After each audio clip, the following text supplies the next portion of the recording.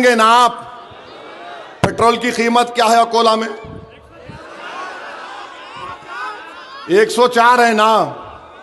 Triple engine की सरकार, triple engine बोलते हैं नो, गुजरात में 94 रुपीस में है या 104 में है। क्या ट्रिपल इंजन चल रहा बाप?